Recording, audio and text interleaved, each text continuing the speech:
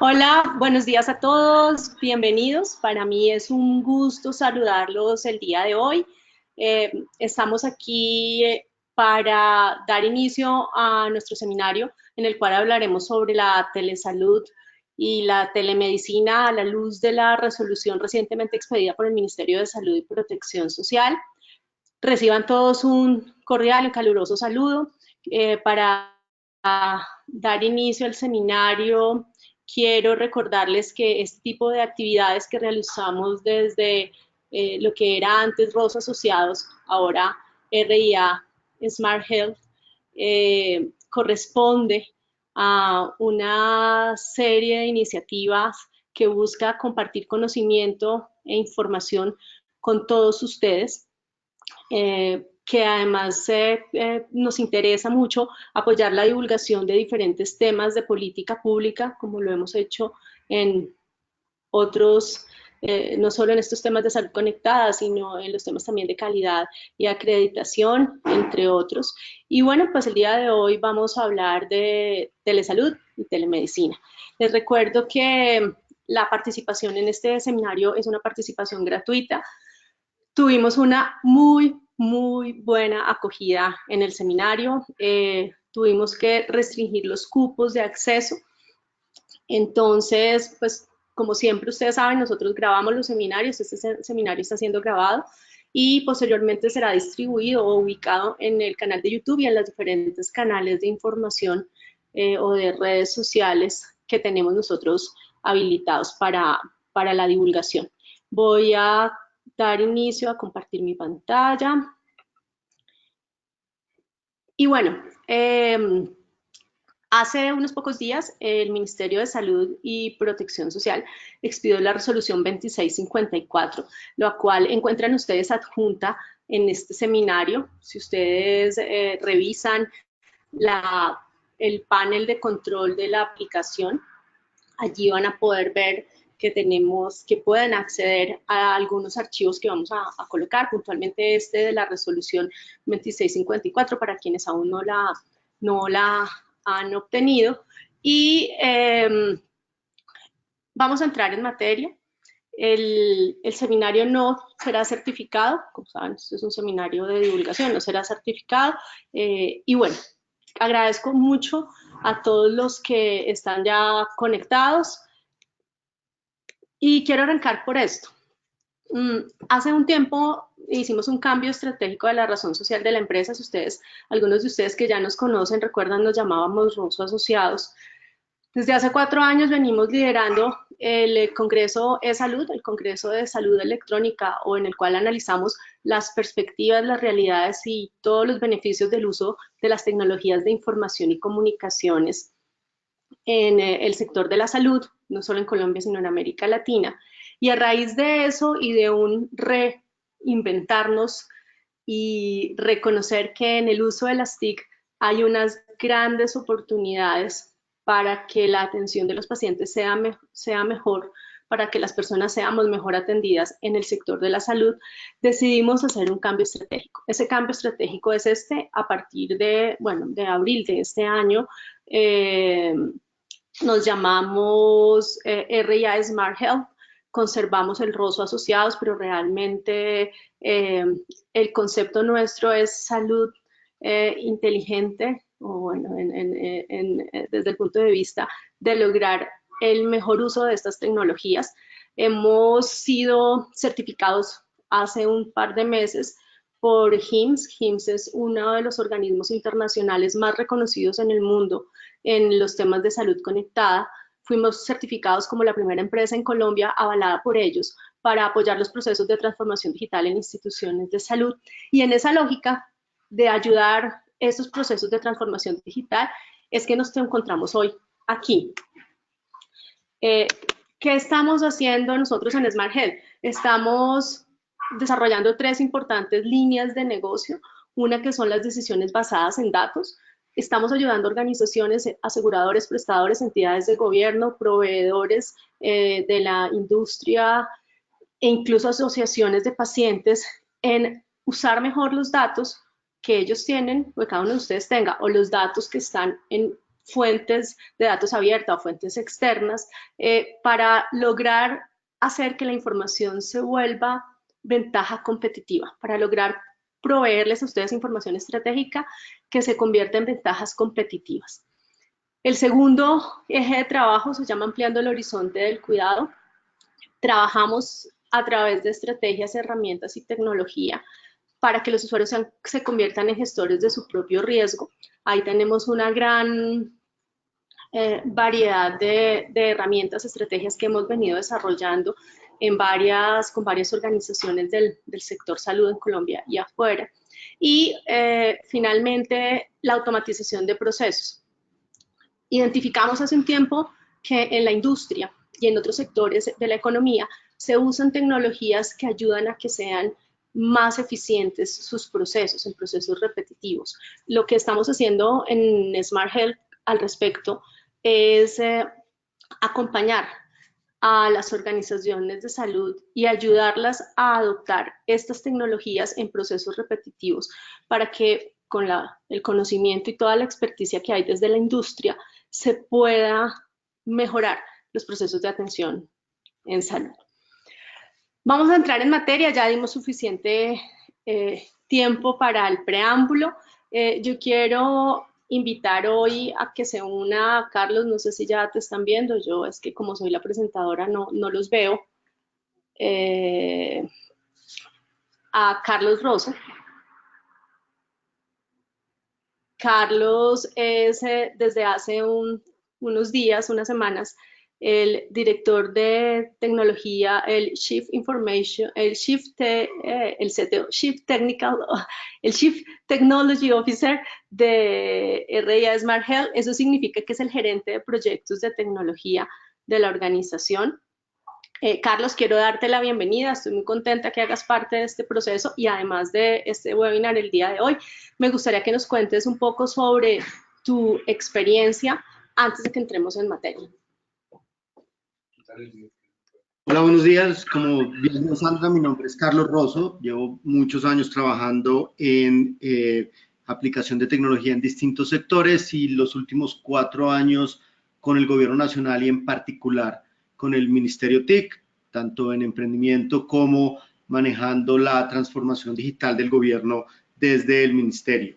Me encanta estar aquí, de verdad que el sector salud es un sector que tiene grandes cosas para hacer en términos de tecnología y que van a ayudar mucho en la provisión de servicios al paciente. Y un ejemplo es lo que se puede hacer en este caso con telesalud. Entonces, muy agradecido estar acá y vamos a hacer mucho trabajo por este sector, que de verdad es uno de los que más impacta a los colombianos. Bueno, Carlos, gracias. A los asistentes entonces les vamos a decir que pueden ir haciéndonos preguntas a través de la herramienta en la opción de preguntas que está habilitado para tal dentro de la herramienta.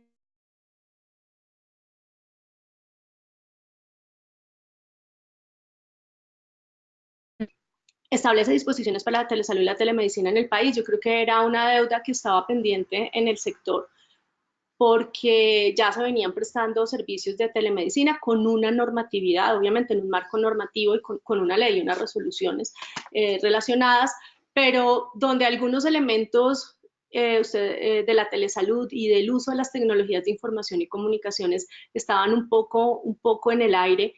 Todos sabemos que siempre la reglamentación va más rápido que la adopción de tecnologías y la vida real.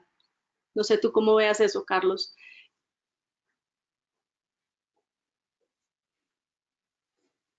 Hola, Carlos, ¿me escuchas? Es cierto, la forma como se toman decisiones de política pública y de reglamentación es un ciclo donde primero aparecen las innovaciones, luego esas innovaciones se vuelven de uso común, luego se reglamentan. Esos son ese es un ciclo bien conocido para quienes han trabajado en el sector público, para quienes generan regulación.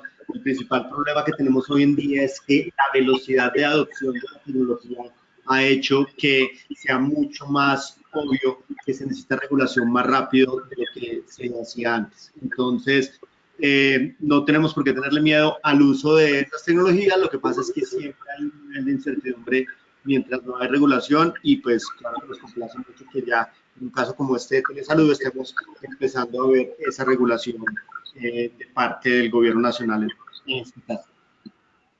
Bueno, la resolución plantea o establece estos temas de telesalud y telemedicina y los desarrolla desde el contexto de las categorías o una clasificación para la misma. El uso de medios tecnológicos nos habla de la calidad, nos habla de la seguridad de la atención y de la seguridad de la información y de los datos.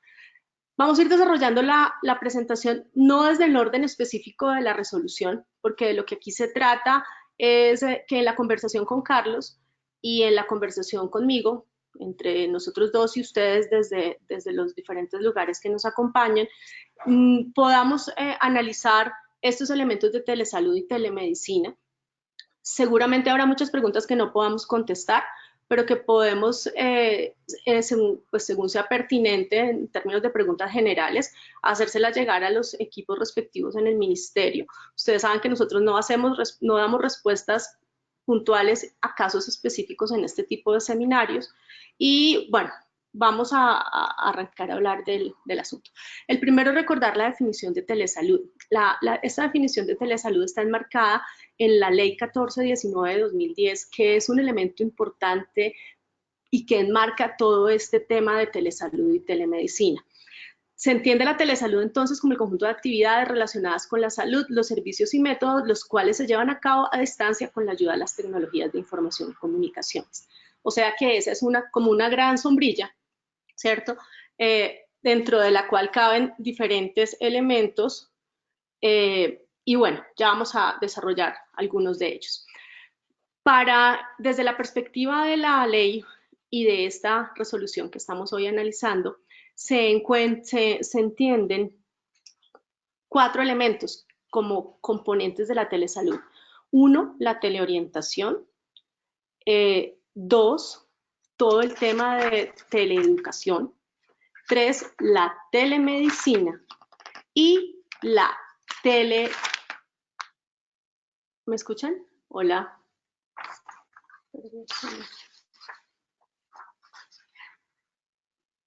Hola, ¿me escuchan? Bueno, repito. Ya me están diciendo que sí se escucha. Gracias, perdón. Tenemos entonces la teleorientación, la teleeducación, la telemedicina y el también denominado servicio de teleapoyo. Aquí es importante comentar que la telemedicina es la única que se habilita en el marco del sistema obligatorio de garantía de calidad en salud. Es decir, se pueden y está reglamentado en la resolución la prestación de servicios de teleorientación y teleapoyo, pero el único que se habilita es el tema de telemedicina. La teleeducación hace parte de telesalud, pero no se toca y no se desarrolla en esta resolución que el Ministerio acabó de expedir. Aquí entonces, bueno, antes de eso, yo quisiera, Carlos, para que eso no sea solamente yo conversando y diciendo una cantidad de cosas, ¿cómo ves tú este proceso o ese planteamiento que hay en relación de los componentes de la telesalud? Yo creo que es muy importante hacer las diferenciaciones, porque no todos los servicios que se pueden prestar de manera remota tienen las mismas características y por lo menos desde el punto de vista del uso de la tecnología, no todas las plataformas necesariamente sirven para todo. Ahorita vamos a ver cuando veamos un poco el área que yo manejo, que es la de tecnología, como prácticamente cualquier plataforma de mensajería se puede utilizar como un elemento en la telesalud y dependiendo cuál sea esa el propósito o el uso puede ser diferente. Entonces, siempre es muy importante esos grandes temas dividirlos de una forma que sean más manejables, porque además no necesariamente todo el mundo va a querer utilizar todas las plataformas o todas las opciones, prestar todos los servicios. Así es. La resolución plantea ahí desde cuáles plataformas, bueno, qué deben, o cuáles son como un poco esos requisitos que esas plataformas que tú mencionas, esas tecnologías con las cuales se presten esos servicios o se realicen esas actividades de telesalud deben cumplir. El primero de ellas es muy importante y es que cualquiera que sea la que se use, ya sea teleorientación, teleapoyo o telemedicina en sus diferentes categorías, deben estar autorizadas por el usuario.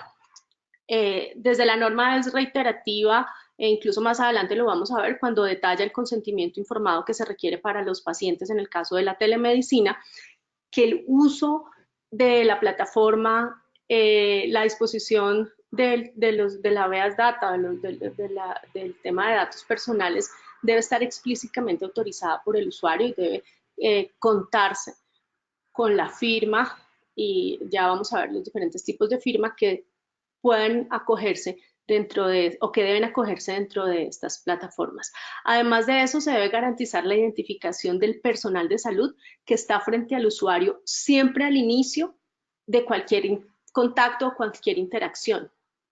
Hay algo bien interesante que tiene esta resolución en relación con el proyecto, con el borrador que se circuló en forma previa por parte del Ministerio, es que hace explícito el uso de la inteligencia artificial para desarrollar algunas de estas formas de telesalud. Y dice, bueno, si usted está empleando inteligencia artificial, no, obviamente no va a haber un personal de salud que se identifique o se presente al usuario en cada interacción, pero sí se debe informar al usuario quién es la entidad o la empresa responsable de esa plataforma de inteligencia artificial que se está usando. Además de esto, pues de garantizar, de estar autorizado por el usuario, de garantizar que se identifique el personal, pues hay que garantizar la adecuada identificación del usuario. ¿Eso qué significa? Significa que debemos poder validar y verificar quién es la persona que como usuario, como paciente, está recibiendo el servicio o está siendo beneficiario de las actividades que se están desarrollando sobre la plataforma. Las plataformas además deben poder o cumplir con la normatividad relacionada con protección de datos personales y el tratamiento de la información. Más adelante también lo vamos a ver un poco más en detalle, pero yo creo que aquí hay 3 o 4 elementos, Carlos, muy importantes en relación a lo que se debe considerar para la definición de esas plataformas o esas tecnologías con las cuales se vayan a apoyar los usuarios o los pacientes en las diferentes modalidades, ya sea teleorientación, teleapoyo o telemedicina. ¿Cómo ves el tema? Disculpe, sí, es verdad, la ley de habeas data, y en eso Colombia es un país que tiene un marco normativo realmente muy claro y que es muy, en realidad, fácil de aplicar. No lo hacemos en muchas ocasiones como deberíamos. Es clara en que el usuario debe dar consentimiento del uso de sus datos personales para cualquier propósito.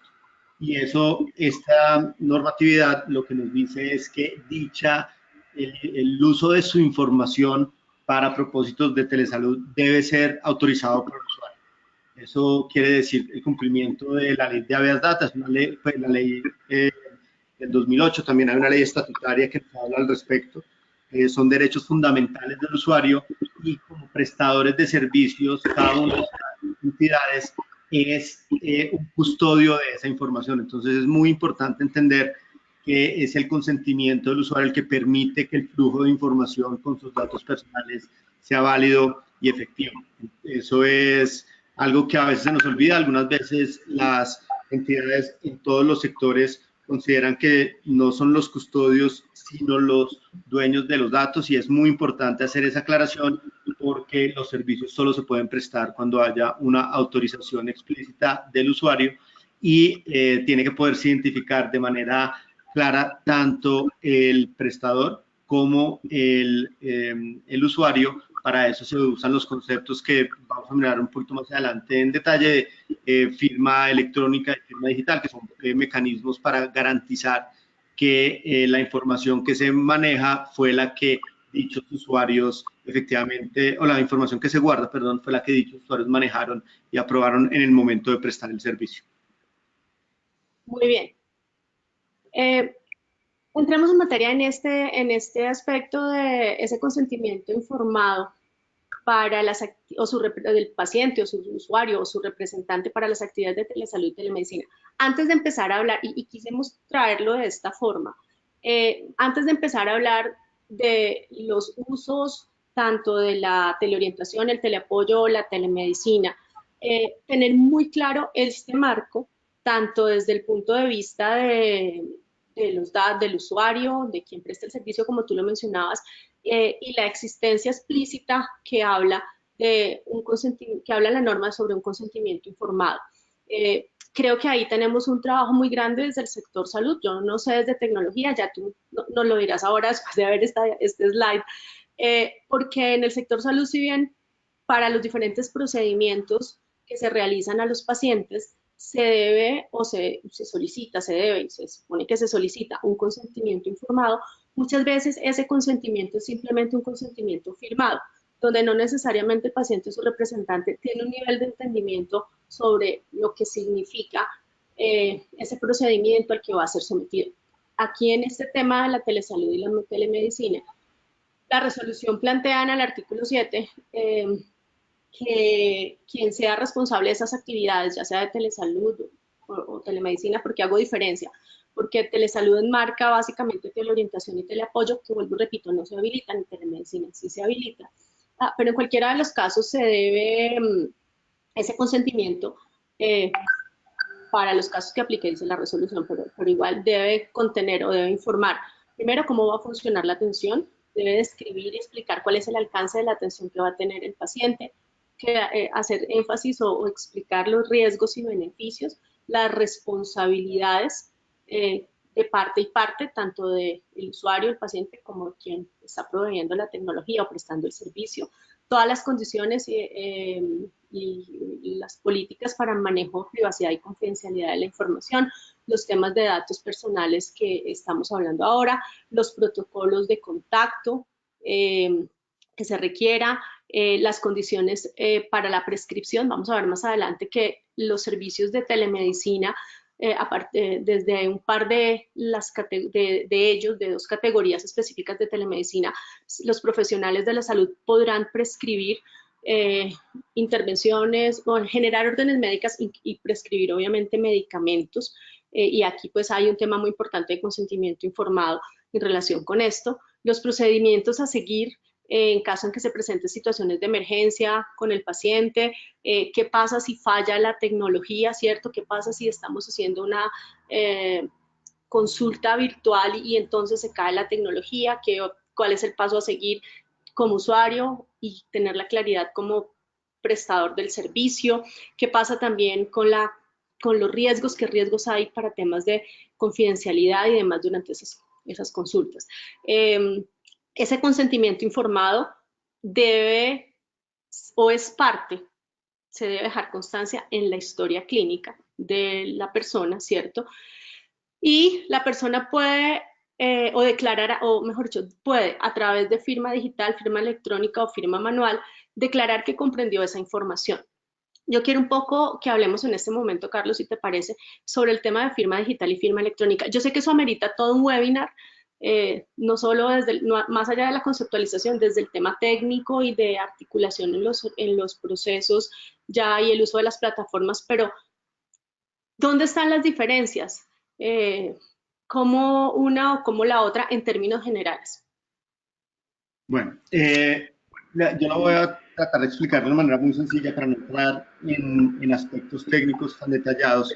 La firma electrónica se considera un mecanismo con el cual yo puedo garantizar que los datos que se transmitieron en una interacción, digamos, en este caso, por ejemplo, en la prestación de un servicio, son los mismos que guardé después y que no han tenido cambios desde el momento en que se guardaron. Adicionalmente, que la persona que estaba participando o las personas o usuarios que estaban participando fueron quienes iban a estar y que además vieron esos datos. Eso normalmente, eso que acabo de decir, se traduce normalmente en tener un usuario y una contraseña seguras que le permiten a al sistema garantizar que, vemos un ejemplo, Carlos Rosso efectivamente entró al sistema, él es el dueño de esa contraseña segura e hizo parte de este proceso. En este caso, los usuarios y los prestadores deben tener esa firma electrónica. La firma digital es un nivel más alto de seguridad en el cual yo garantizo que efectivamente la persona que posee la firma digital dio una aprobación o dio una validación explícita de ese mensaje de datos. ¿Cómo se implementa normalmente? Porque resulta que uno tiene un dispositivo o un token que en ese instante únicamente uno puede firmar, así se llama digitalmente, el mensaje de datos. Seguramente en este caso la firma digital va a ser necesaria para los casos en los cuales el prestador del servicio haga no un diagnóstico, sino una prescripción de algún medicamento o algo donde se requiera que se garantice que la persona ese elemento lo firmó, para decirlo coloquialmente. Entonces, la diferencia son los niveles. La firma electrónica es un nivel de garantía que efectivamente existía, la persona estaba interactuando. La firma digital es específicamente para un dato que esa persona valida con su firma. Si lo quieren ver, la firma electrónica lo que dice es, estaban las dos personas atendidas en ese momento, la firma digital dice, y yo firmé esta prescripción como médico tratante. Entonces, se implementan de maneras diferentes. La primera, la firma electrónica, es un usuario y un password. La segunda tiende a ser un token, o hoy en día también se hacen en el celular elementos únicos que me aseguran que efectivamente esa persona firmó ese dato. Esa es, para no entrar en claves y criptografía y otras cosas, las diferencias principales entre esos dos elementos. Ok, claramente este tema da para generar un espacio específico, pero yo te hago una pregunta. En la resolución se plantea el uso indistinto de firma digital electrónica en los espacios de la resolución donde se habla de validar que el usuario se dice firma digital, firma electrónica, o sea, no se especifica cuándo sí o cuándo no. En últimas, estoy entendiendo, me corriges por favor si no es así, y antes de hacer una pregunta que tenemos ya aquí en el panel, es el prestador de servicios en concordancia con con la empresa de tecnología o con la firma de tecnología que tengan las plataformas o el asesor tecnológico, no sé cómo llamarlo, quien determina cuándo va una u otra.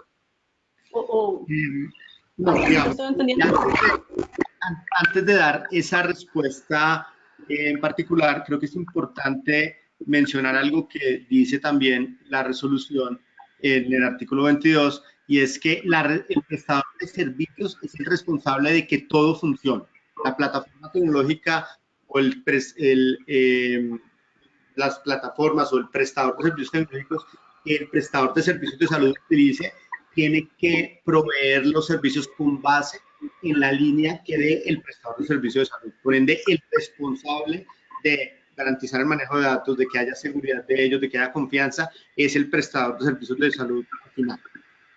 Habiendo dicho eso, el prestador de servicios de salud entonces tiene que tener claro para cuáles de los procedimientos que se hagan dentro del servicio de telesalud necesita simplemente utilizar firma electrónica, o sea, que el usuario esté validado, que el prestador de servicio de salud, quien da la atención, esté validado, y para cuáles, que la prescripción probablemente es el más obvio, es necesario que se garantice con firma digital que esa persona lo firmó.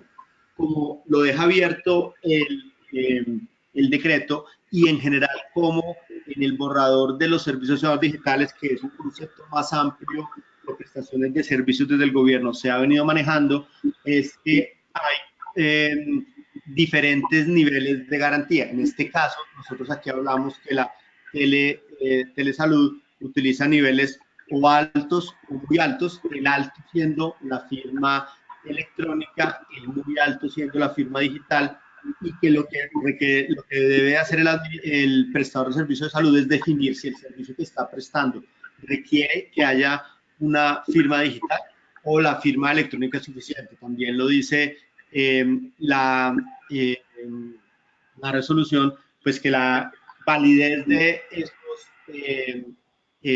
mecanismos se dará mientras esté dentro del marco de las leyes que ya hay al respecto, y esos son leyes y decretos que esencialmente definen lo que se llama el equivalente funcional. Y rápidamente les voy a decir de qué se trata eso. El equivalente funcional quiere decir que lo que yo hago hoy en día de manera manual o en papel tiene un equivalente funcional electrónico. El equivalente funcional en este caso es para los procesos en los cuales yo simplemente verifico la identidad de la persona. Si el paciente es Carlos Rosso y llegó él, la firma electrónica es suficiente. Para aquellos donde necesito que el paciente me firme y me dé un consentimiento adicional. No creo que el consentimiento informado sea ese, pero por ejemplo, para algo donde los datos son, como se dice en el decreto del Ministerio perdón, en la ley que regula el Ministerio de Comercio, personalísimos, se requerirá una firma digital. Desde mi perspectiva técnica, y admito que ahí tenemos que mirarlo en más detalle en los procesos de salud, seguramente la prescripción es el que principalmente va a requerir de la firma digital, y la firma digital va a ser de parte del prestador de servicios.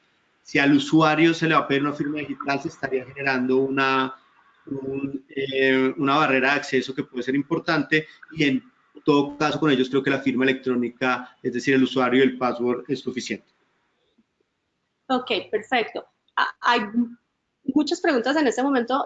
A las personas que nos están haciendo las preguntas, les propongo lo siguiente: voy a continuar un poco más para avanzar en el tema. Esto lo vamos a retomar más adelante, Carlos ya lo mencionó, donde se habla de las responsabilidades del prestador de servicios, tanto en el ámbito de la telesalud, de la teleorientación, el teleapoyo y la telemedicina. Y les prometo que ahí, o sea, no van a quedar entre el tintero todas estas preguntas que nos están enviando, pero quiero darle espacio a empezar ya a describir qué es la teleorientación, qué es el teleapoyo, qué se entiende con telemedicina, para que podamos llevar un poco mejor los ejemplos que Carlos nos está dando. Este último me parece súper importante, el tema de cómo se hace esa, me lo repites la palabra, como esa homologación entre lo que pasa manualmente y digitalmente. Eso es Se nuevo llama para nosotros. la equivalencia funcional. La equivalencia funcional. Ok, bueno, aquí también vamos a, desde salud, a tener que aprender de eso. Teleorientación. Como ustedes saben, el objetivo de todos estos, de los temas de telesalud en el mundo, tiene que ver con facilitar acceso, facilitar o mejorar la oportunidad, facilitar la resolutividad, ¿cierto? Y obviamente la calidad de la atención, también desde lo clínico y desde el proceso de atención, digamos, la experiencia de los pacientes dentro del sistema de salud.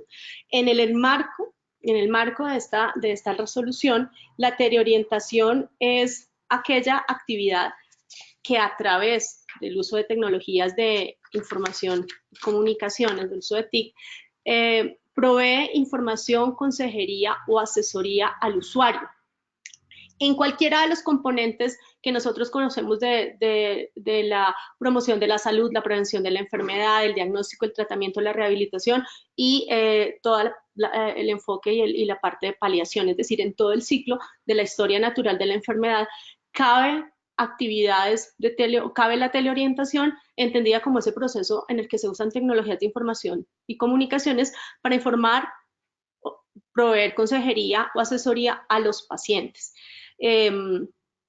Aquí interactúa un usuario y un teleorientador, una persona o una herramienta tecnológica, ¿cierto? Miren que aquí no estamos hablando ni de diagnosticar, ni de prescribir, ni de hacer segunda opinión, es decir, estos son todos esos momentos, no sé si lo podamos llamar previos o digamos diferentes a la atención específica en salud, pero que son necesarios para hablar de la integralidad de la atención en salud, que además, según la resolución, pueden o no estar, dejarse copia o incluirse en la historia clínica. hay que entender esta teleorientación.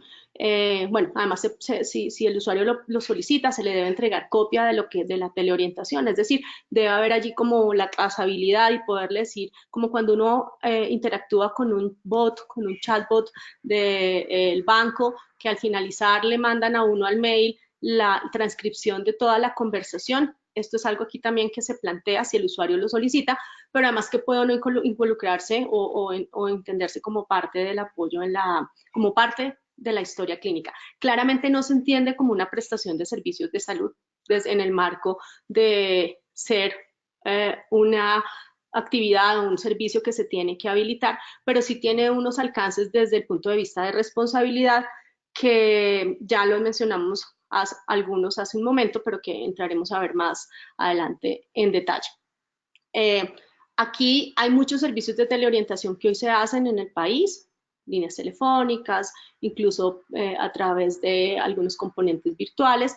Y bueno, aquí nos ayuda a darle orden a los requisitos que deben cumplirse y sobre todo a las responsabilidades en relación con el uso de estas estrategias y este tipo de herramientas.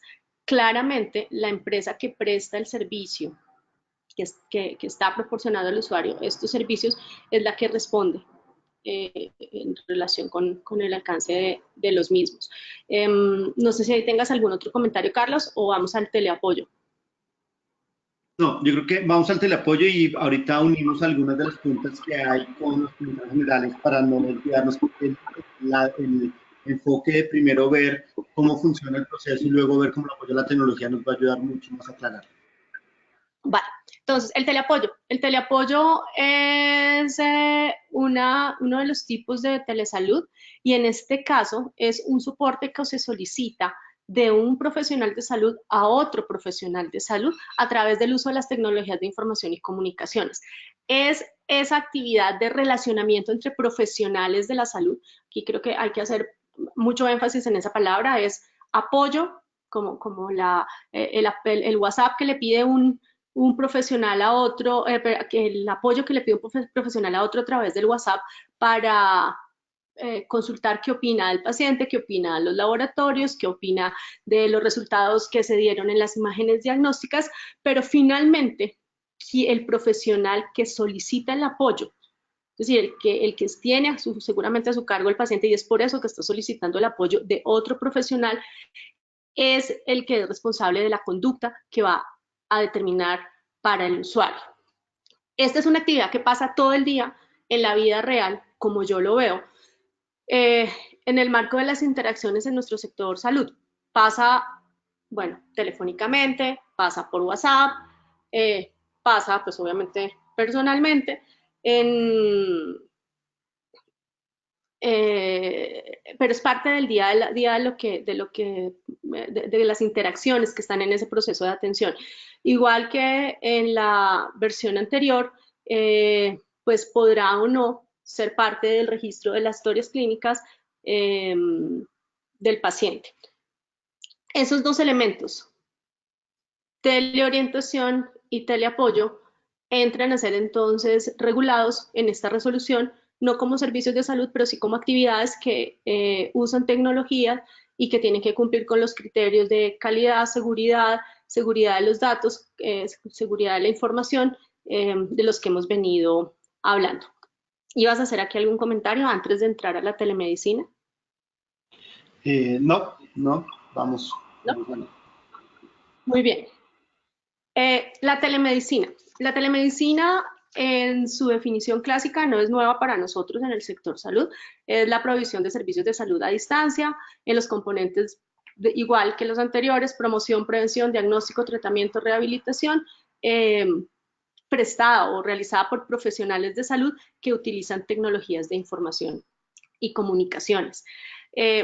A mí me parece que esta resolución tiene unos avances bien interesantes en las posibilidades que abre en la telemedicina hasta este momento y con la norma actual que hay de habilitación.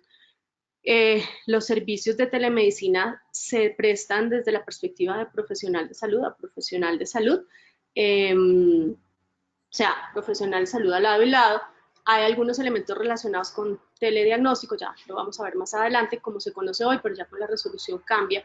Pero aquí el marco de la telemedicina nos da o nos abre un espectro de acción bien interesante para la prestación de servicios.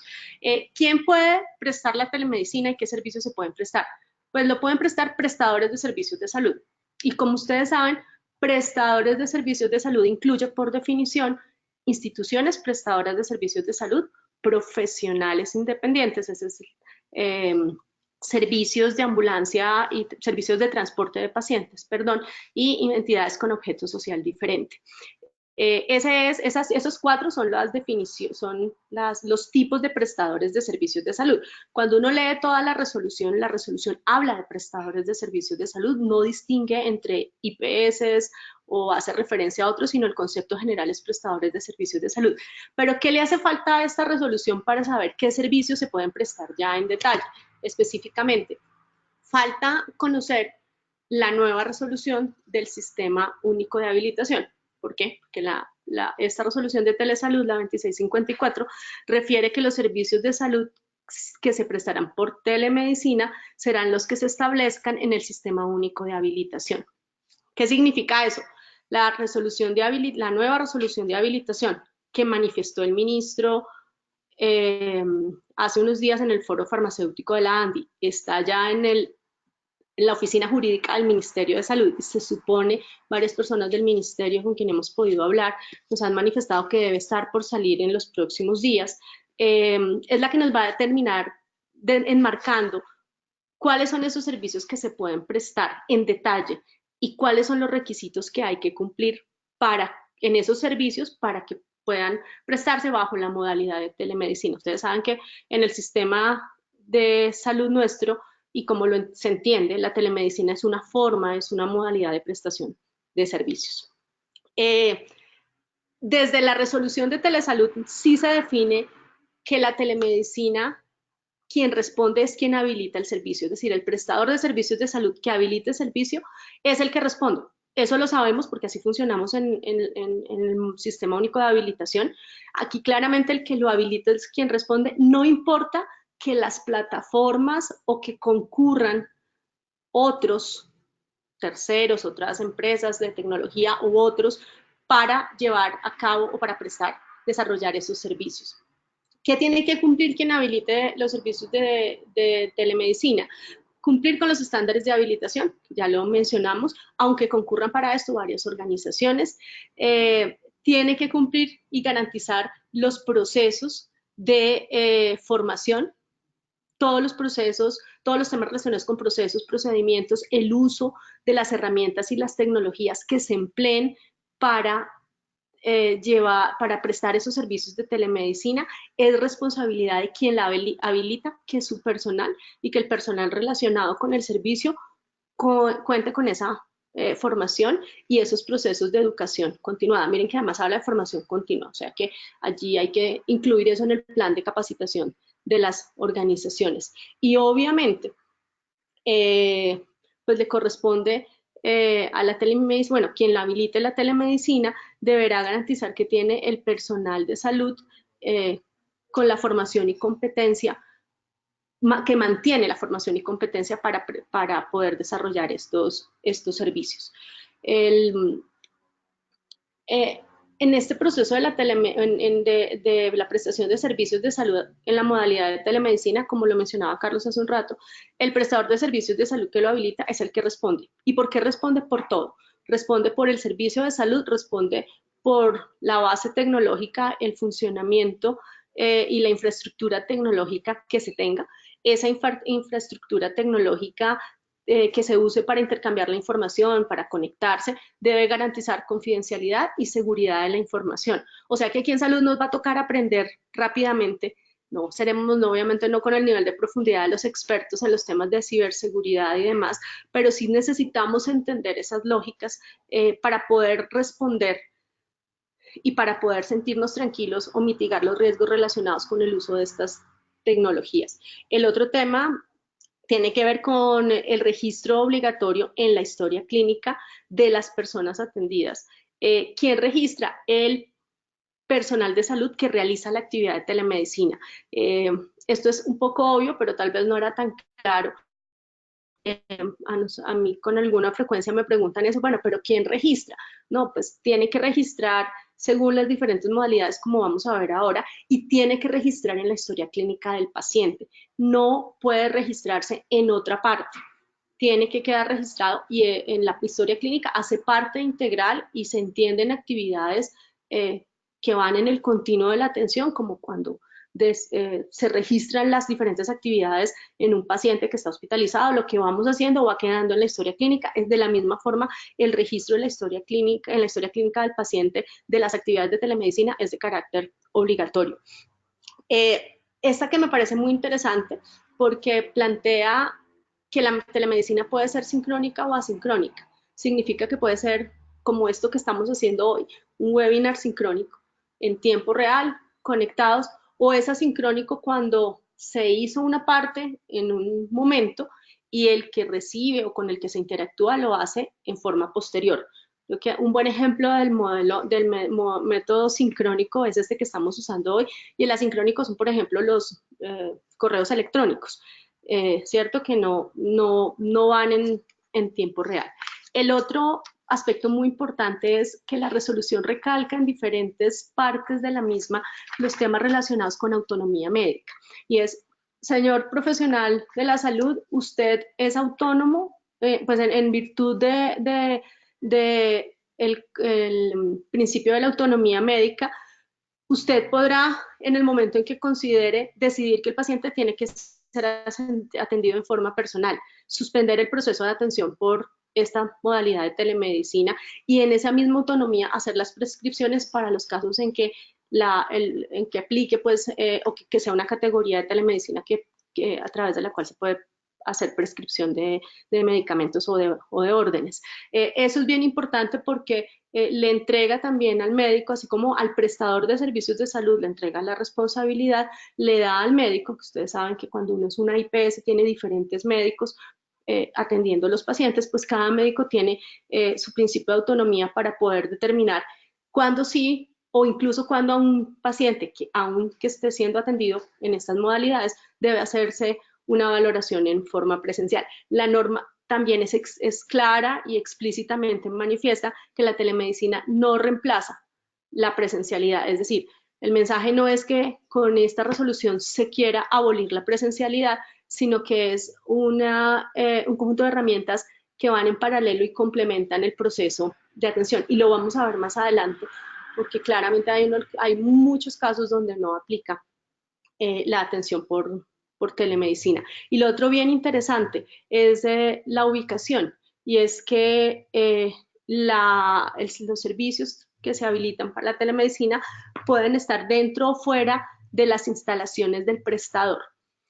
O sea que se pueden prestar servicios entre sedes, en la misma sede, vincularse en procesos con algunas de las tipos de telemedicina que vamos a ver más adelante. Sandra, yo quisiera aprovechar, perdón, para contestar dos preguntas que tienen que ver con esta diapositiva. Una pregunta si hay una lista de prestadores de servicios o va a haber algún tipo de habilitación de quienes pueden prestar desde la perspectiva de la tecnología los servicios de telemedicina, y la respuesta es no, es responsabilidad del prestador de salud que los servicios y las capacidades las tenga ese prestador de tecnología, o sea, no va a haber una lista como tal.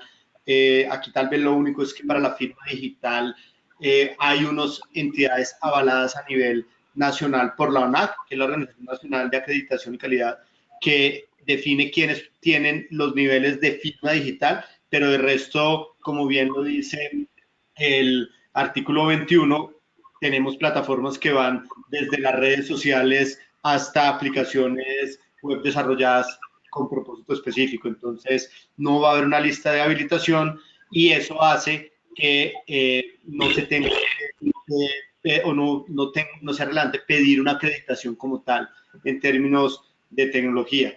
Y con respecto a los métodos sincrónicos y asincrónicos, cualquier intercambio de información que se haga de forma sincrónica Si es para la prestación del servicio, se considera parte del proceso de telemedicina de forma sincrónica, y el ejemplo más claro es cualquier interacción que se haga por correo electrónico, no siendo esa la única.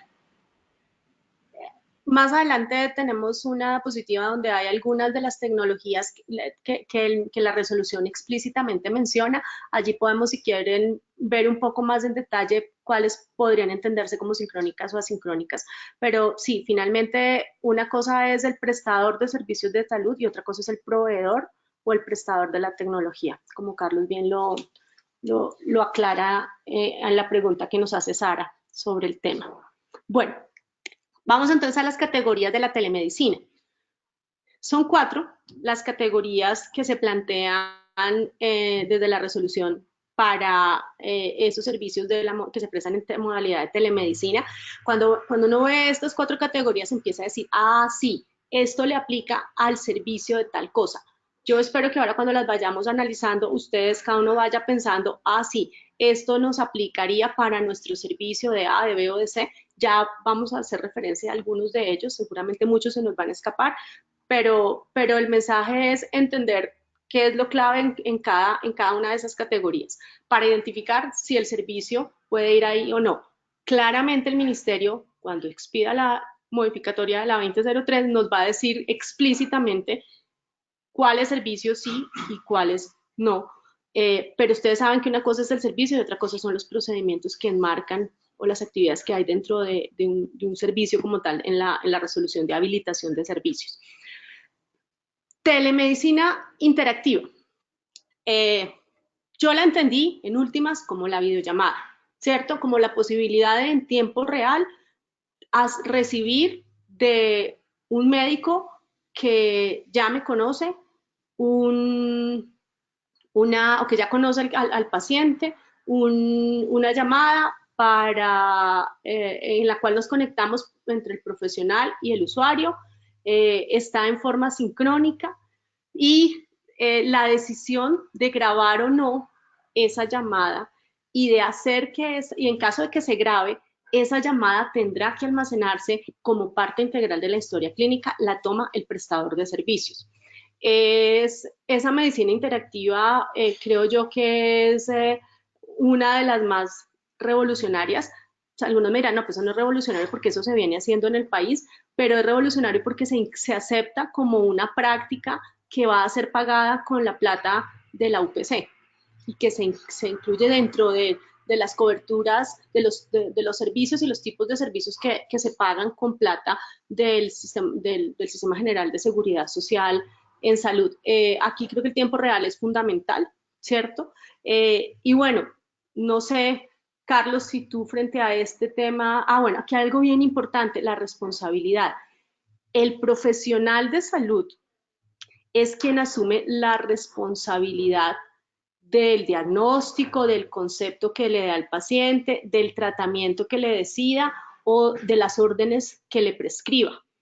Esto es tal cual una consulta, pero lo que se hace es a través de un medio tecnológico, pero la responsabilidad es del profesional. Miren que la resolución no habla que la responsabilidad es de la IPS. Hay unas que son de la IPS porque es quien contrata al profesional, pero en el acto médico como tal, que se está haciendo a través del uso de tecnologías de información y comunicaciones, la resolución es clara en que es el profesional de salud quien asume la responsabilidad.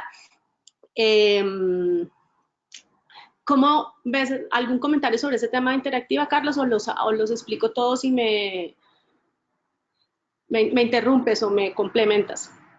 No, digamos, yo creo que es importante que cada uno de nosotros vea que la telemedicina no es que abra una manera nueva de hacer las cosas, y aquí quiero que me pongan mucha atención cuando me refiero a eso. Es un canal adicional para prestar los servicios que se prestan hoy en día. Cada uno de los prestadores tiene que definir cuáles tiene sentido prestar por ahí y cuáles no. Y voy a usar un ejemplo muy coloquial, pero que al final la resolución lo define como telemedicina, y es cuando uno le escribe a su médico para hacer una pregunta por WhatsApp, realmente está haciendo un proceso de telemedicina sincrónica. Cuando le mando un correo, pues es asincrónica.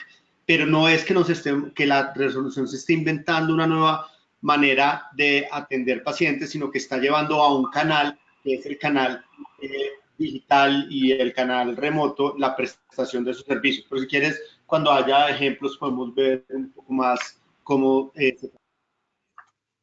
acuerdo. Telemedicina no interactiva, entonces es como Carlos lo mencionó, la que hacemos en forma asincrónica, está también entre el profesional y el usuario. Miren que tanto en la interactiva con la no interactiva estamos hablando directamente el profesional y el usuario. Lo que cambia son la forma, el momento de la respuesta o de ese proceso de interacción, si es simultáneo, es interactiva o no interactiva, entonces, pues es lo que conocemos nosotros asincrónico. La otra modalidad de telemedicina es la teleexperticia, también en modalidad sincrónica o asincrónica, y es tal vez a la que estamos un poco más, de la que estamos un poco más conocemos un poco más, porque es la que ya estaba explícita de alguna forma, no todas, pero algunas, en la resolución de servicios, de habilitación de servicios en la 2003. Y es la que se hace entre dos profesionales de salud y un paciente. Entonces, en un sitio está el profesional, en otro sitio el profesional con el paciente, en el otro está el profesional que está siendo consultado en su calidad de experto. Son dos profesionales de salud y un paciente. En la otra modalidad de teleexperticia tenemos un personal de salud que no es profesional, pero está haciendo, pero que ha sido entrenado y es quien está con el paciente, y al otro lado está el profesional de salud. Y la otra modalidad es la de las juntas médicas que interconsultan a través de estas plataformas a otro profesional o a un experto, pero aquí ya no hay pacientes, aquí estamos solamente desde el ámbito de una junta médica. Ahora más adelante vamos a entrar un poco más en detalle a hablar de estas, pero creo que aquí en la teleexperticia el últimas lo que varía, lo vamos a ver más adelante, es el tema de las responsabilidades. Cuando se trata de una intervención donde tengo un personal de salud que es no profesional, como un auxiliar o, por ejemplo, un auxiliar de enfermería con el paciente, y al otro lado está el profesional de salud, es el profesional de salud el que responde. Cuando tenemos dos profesionales de salud, el que está con el paciente es el que responde. Entonces, ahí hay un tema muy importante de los alcances y las responsabilidades que en últimas diría un abogado, y un poco a lo que Carlos decía, tienen que ser analizados para que haga sentido qué servicios o qué tipo de pacientes, no solo los servicios, sino qué tipo de pacientes realmente podemos atender con una modalidad o con otra. El telemonitoreo. El monitoreo que puede ser igual en forma sincrónica o asincrónica, ¿cierto? En este caso, media o existen métodos, herramientas que recopilan y transmiten a distancia los datos clínicos. Entonces, al principio, cuando se expidió la resolución y la ley, yo dije, ay, ¿dónde nos dejaron teleradiología? Pues ahí está, porque realmente las imágenes son datos y pues funcionan en este capítulo del telemonitoreo.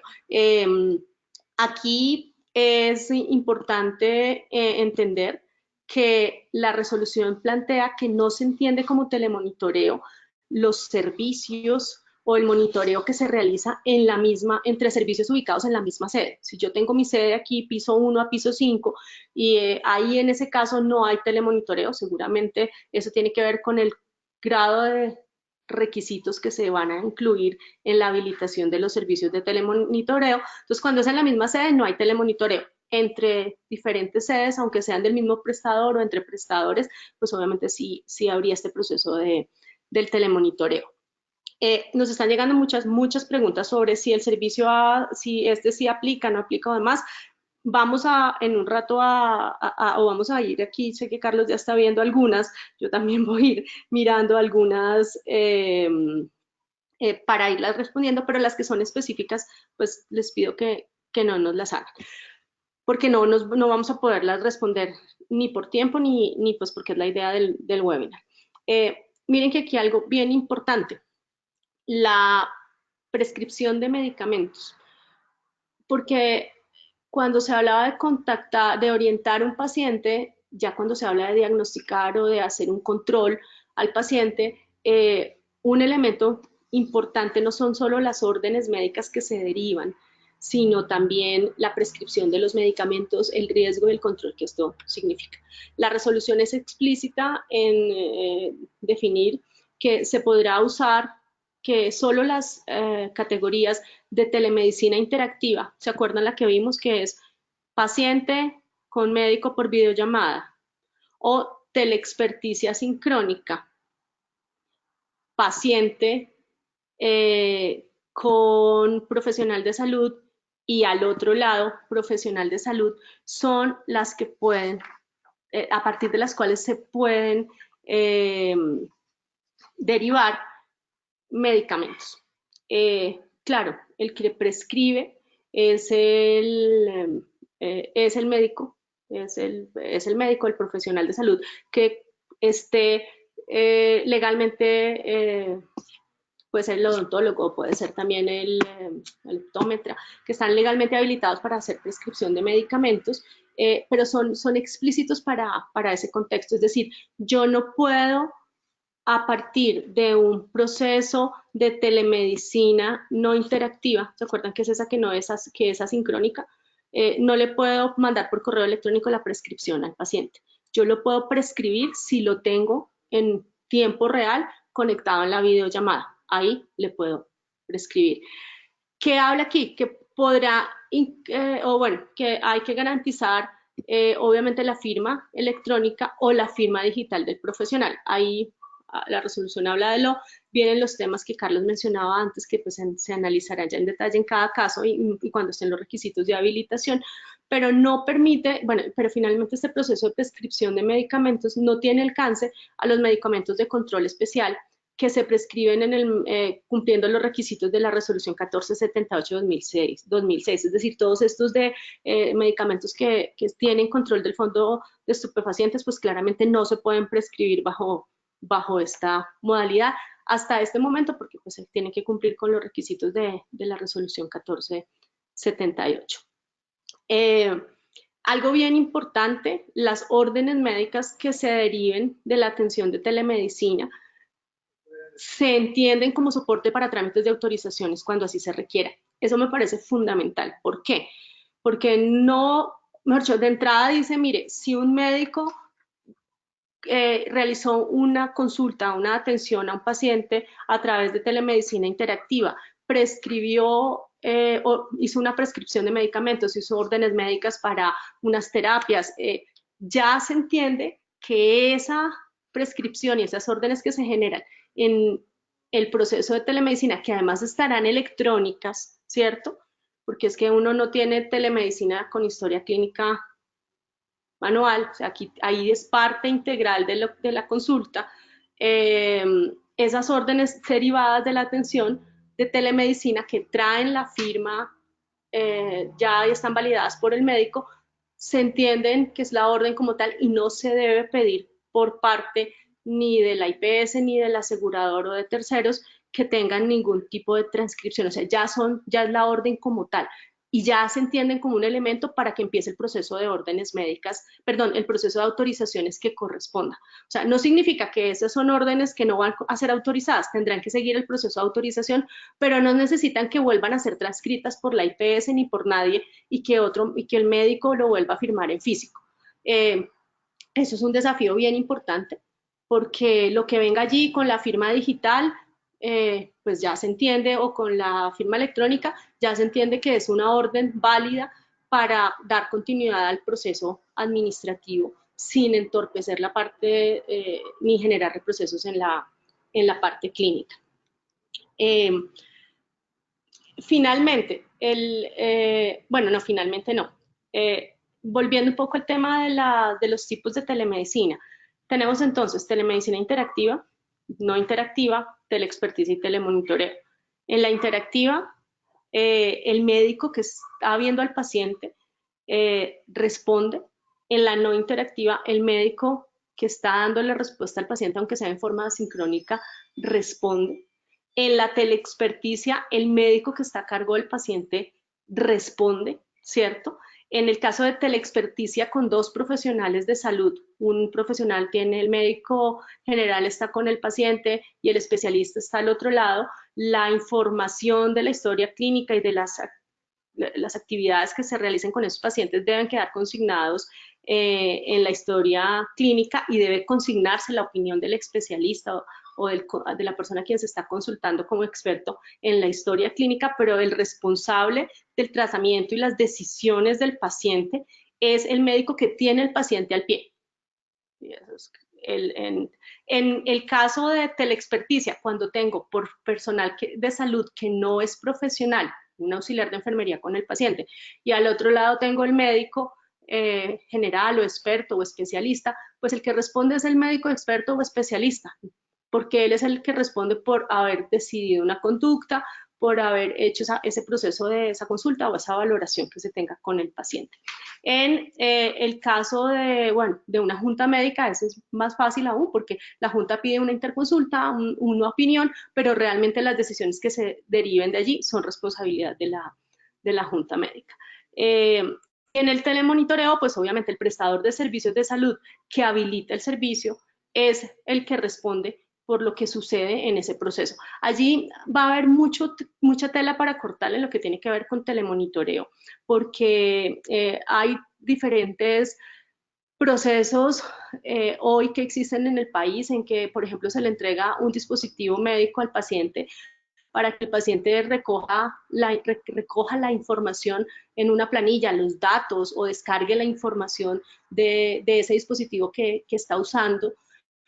Ahí en ese caso, aquí es clara la resolución hablar que si el que recolecta la información o transmite esos datos es el usuario, o sea, es el paciente, él es el responsable de eso, de ser responsable de esos datos.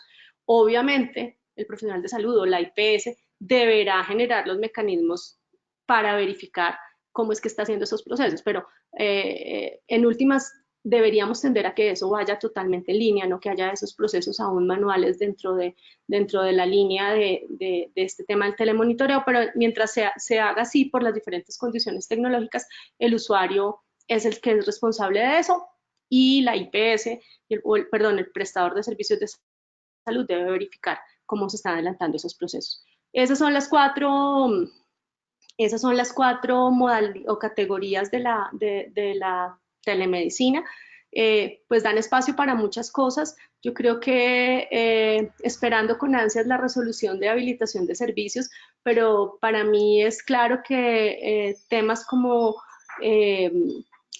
la telemedicina interactiva debe funcionar perfectamente bien para procesos relacionados con pacientes crónicos, pacientes que no necesitamos que vuelvan al servicio solamente para que les validemos una dosis o le validemos renovemos una prescripción médica, temas relacionados con lectura de exámenes, interpretación de exámenes. Ustedes saben esos casos en que el paciente dice, uy, pero me desplacé por Bogotá, una hora, llegué, esperé media hora que me atendieran y el médico 3 minutos leyó eso y chao, ni me tocó ni me miró, pues porque es que iba a una interpretación de exámenes en ese tipo de procesos, pues obviamente este tipo de modalidades de prestación caben perfectamente.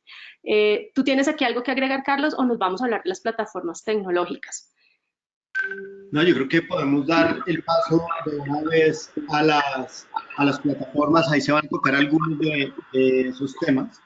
Yo creo que deberíamos empezar, y para ya ir al tema tecnológico, por decir que la plataforma, la resolución tiene algo que yo desde la perspectiva tecnológica veo como un gran beneficio o un gran valor agregado, y es que casi que permite que cualquier plataforma sea utilizada para el proceso de telemedicina. La lista de plataformas tecnológicas que ustedes ven es supremamente amplia, y eso da una flexibilidad muy grande para prestar mejores servicios. La otra cara de esa moneda es que es responsabilidad del prestador de salud identificar si la plataforma que está usando cumple con los mínimos de los que habla no tanto la resolución claramente, pero también el marco legal. Y para eso, un ejemplo, y para empezar también a incluir respuestas a algunas de las preguntas en lo que estamos hablando, un ejemplo es que el manejo de los datos esté de acuerdo con las resoluciones que la Superintendencia de Industria y Comercio, que es el ente que se encarga de verificar o hacer vigilancia y control del manejo de datos personales, que las resoluciones se estén cumpliendo. Hay una pregunta con respecto de si hay alguna aval o restricción con respecto al almacenamiento de información en proveedores internacionales. La respuesta es sí.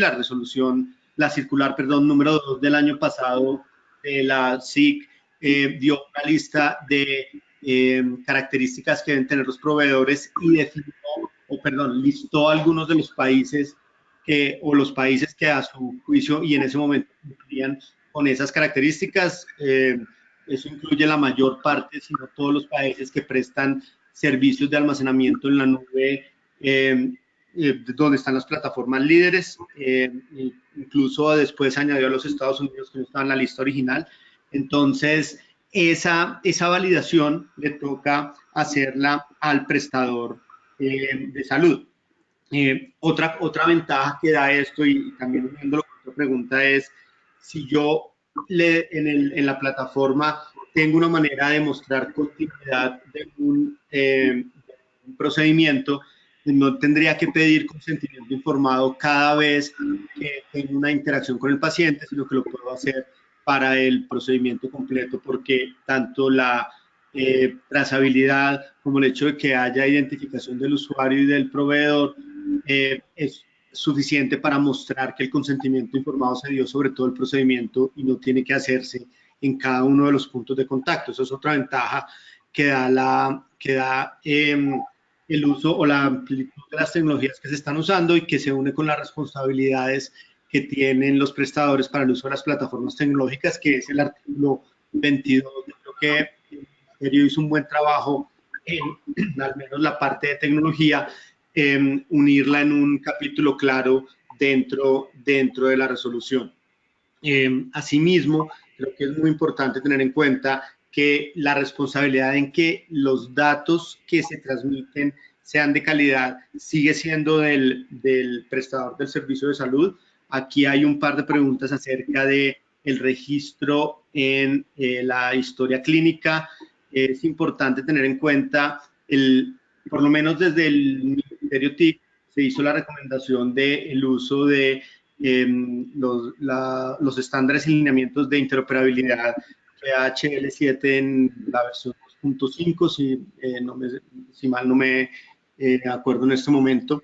Y lo que vamos a necesitar es que la interoperabilidad, que además ya hay una plataforma definida para intercambio de datos en el Estado, se dé con esas características y estándares. Eso lo que seguramente va a implicar, y que alguien preguntó también, es el hecho de que yo haga la grabación de una consulta de forma interactiva. No quiere decir que necesariamente cumpla con los estándares de historia clínica que se requieren para que haya interoperabilidad de datos. De todas formas, seguramente va a necesitarse tener registros específicos que van dentro de la plataforma, que son los que permiten que la historia clínica interoperable se estructure y se tenga para todos para los efectos necesarios. Porque vale la pena notar en la prestación de servicios a través de este canal, la interoperabilidad de la historia clínica se vuelve fundamental. El hecho de poder utilizar la información que ya se tiene sobre el paciente y que el prestador la tenga disponible va a ser crítica para que efectivamente sea un canal viable y para que se generen resultados que son mucho más costo eficientes, tener que desplazar personal médico en algunas ocasiones. Entonces, en esa parte, las plataformas tecnológicas son supremamente amplias. Yo creo que Isandra lo mencionó hace un rato, las entidades que presten servicios de telesalud van a tener que desarrollar internamente más capacidades para entender cómo la tecnología les ayuda a prestar dichos servicios, porque la responsabilidad es muy clara que es de cada una de las entidades. Así que ese área creo que es importante reforzarla, y hoy en día realmente hay muchas formas de hacerlo y hay suficiente información disponible para que no sea la tecnología una caja negra como solía hacerlo anteriormente. Sandra, no sé si tengas algún comentario hasta ese.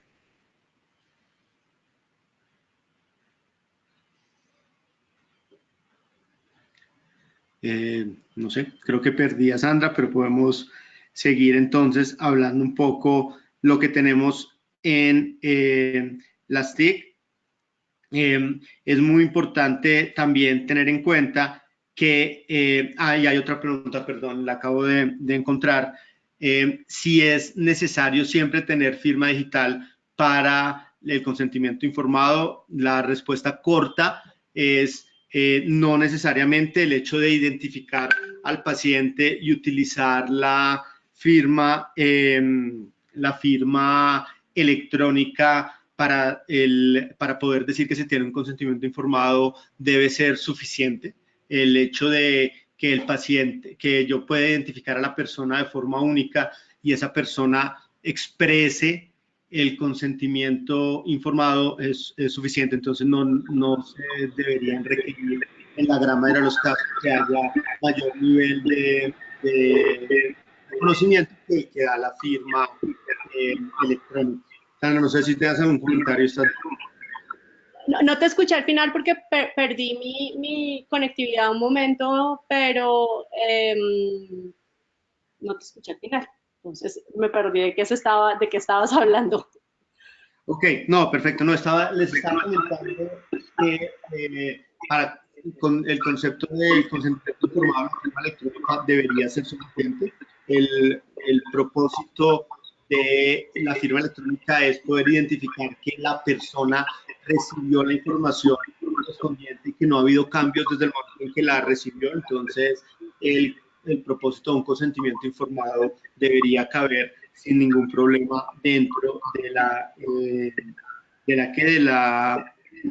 firma electrónica.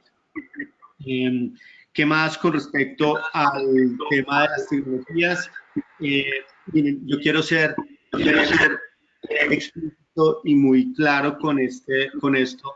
Las entidades promotoras o las EPS o las IPS son entidades que actúan como custodios de los datos del ciudadano. Son privados que están ejerciendo en ese concepto funciones públicas. La ley es muy clara que el dueño de los datos es el ciudadano.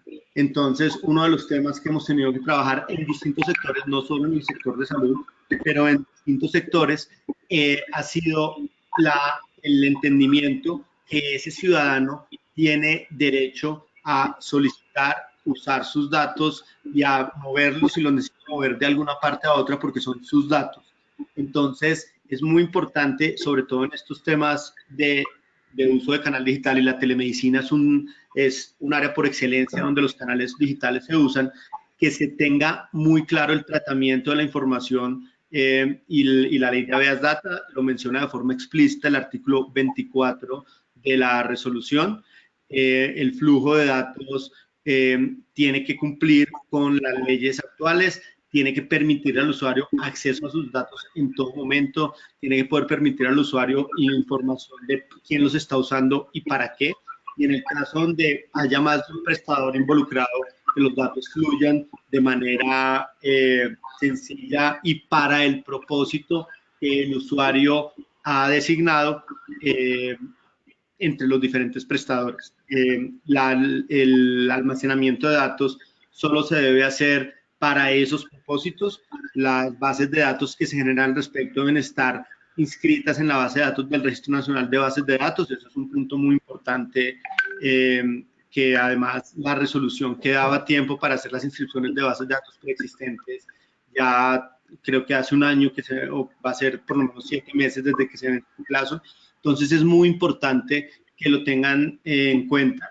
Y por último, que tengan claro en los procedimientos qué tipo de identificación necesitan del usuario. Como les decía, yo creo que en la mayor parte de ellos la firma electrónica va a ser suficiente, que ustedes van a poder utilizarla como manera de garantizar que dicha ejecución se hizo, que el procedimiento se hizo correctamente, y va a permitir además acelerar procesos como los de las autorizaciones u otros que utilizan esta información. Yo creo, Carlos, que señor.